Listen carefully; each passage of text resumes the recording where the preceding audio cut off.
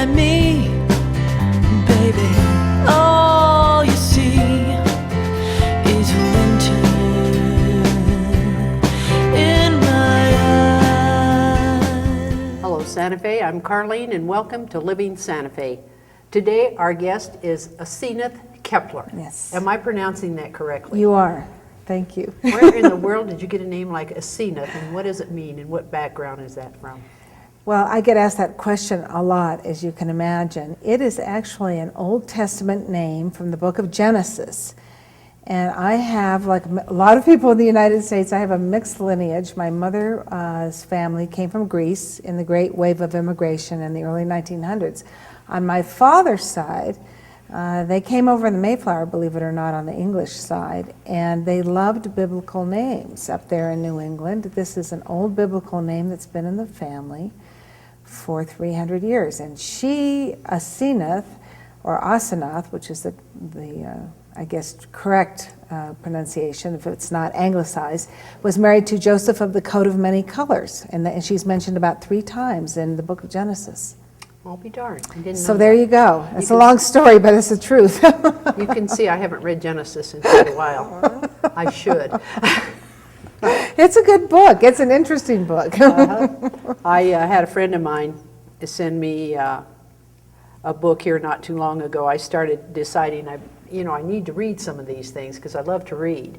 And I thought I should read the Bible, but some of it bores me. Some of it's pretty racy, though. It's very racy. That part I like. Right. But she sent me the Bible for Dummies.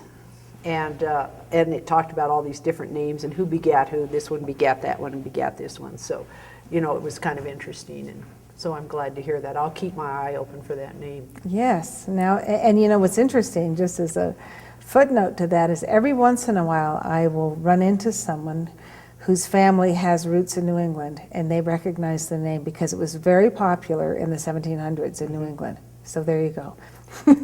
Might have been part of the Salem witches, too. Maybe. Okay, now, some people have labeled you as being highly emotional. What do you say to that?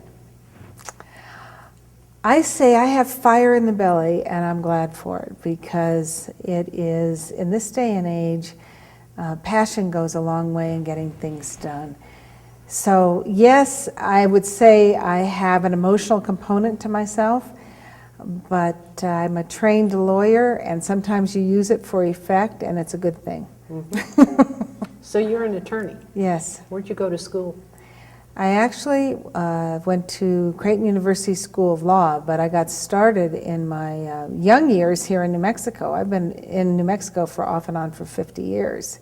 So that winding road took me through the Los Alamos school system in elementary school, through junior high, then we moved away and spent a great deal of time in Nebraska, which is where I learned about Creighton and went to school there for law school. Creighton's a big school for dental. Yes, and we have a lot of dentists in New Mexico who have graduated from Creighton. It's a well-known Jesuit institution, and I got a fabulous law school education there. And one of the things that the Jesuit schools always impart is a sense of social responsibility. And when we were studying to be lawyers, we were always reminded of the importance of giving back to the community. So it was a very good education, not only academically, but philosophically as well. Where were you born? In Fort Yukon, Alaska, 10 miles above the Arctic Circle. Did you see Russia? Not from my house at that point, but there were a lot of Russians above the Arctic Circle, as you know. I mean, they really colonized it quite a bit. But the reason we were in Fort Yukon at my birth is my parents were medical missionaries for the Episcopal Church. And they worked in a native village providing medical services to the Native Americans who lived there in Fort Yukon. And when I was born, it was about 70 degrees below zero, I was told. And so my father was a young doctor at that point, not a specialist in obstetrics. but they couldn't get the obstetrician in from Juneau or some such place, and so he had to deliver me himself. So that was quite an adventure because I was the first child for both my parents, so I've heard a lot about it over the years. Maybe that's why you have fire in your belly, because you was born in that cold weather up there. And I still like the cold. As we discussed today, it's a snowy day as we're speaking, and I have a husky mix I have from the shelter. She loves the snow, and so do I, so maybe it's in our blood. Your parents were missionaries. Medical missionaries, yes. Tell me a little bit about your mom and dad. They were both in the medical profession. My father was a physician, my mother was a nurse. They did a lot of work in public health over the years, probably as much as they did in private practice, if not more. And my father was also a professor at the University of Nebraska Medical School, where he taught medical ethics. And that's what took us back to Nebraska, ultimately from New Mexico. So they were both very dedicated public servants in that regard. My mother was a visiting nurse also for a lot of her career. And so we were always focused on really what we can do to help our neighbors and our community, and that was imparted on me at a very young age, and always took precedence over making money. Your siblings? Did you have Two siblings? brothers. Two brothers. Two great brothers who are still in Nebraska. And one is with the United States Postal Service and has been with them for about 30 years.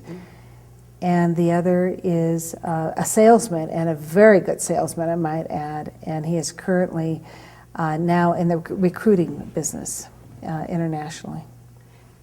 You mentioned Los Alamos. Yes. How did your parents end up in Los Alamos? It's an interesting story. My father was the first of his long generation of New Englanders, or upstate New Yorkers, to move west when I was 8 years old. I mean, permanently move west. That was aside from the brief foray into Alaska. And when we decided to leave upstate New York, apparently he was enamored of New Mexico, and so he took a position in Silver City as a physician in a clinic there. So we spent a number of months there, and then something opened up in Los Alamos for him. He was a practicing pediatrician, and so he took it, and we moved up there, and it was really, those are the golden years of my childhood. Los Alamos was a really sort of a magical town, and I run into people all the time from those years, the late 50s into the early 60s, and we kids had a lot of freedom on the street. We played around a lot in the summer, kickball, baseball, sandlot baseball, swimming, and the schools were great. We just formed a lot of strong friendships and had a great time as kids up there. And you went to the Los Alamos school. You went through the Los Alamos school system. Did you graduate from high school there? No, we left in junior high, and that's when we went. My father took a position in Washington, D.C., and received his master's in theology at the same time. And then he taught medical ethics, which was something he was interested in doing. And then he took a position as a professor with the University of Nebraska Medical School. And so I moved to Nebraska, and we were there for many, many years.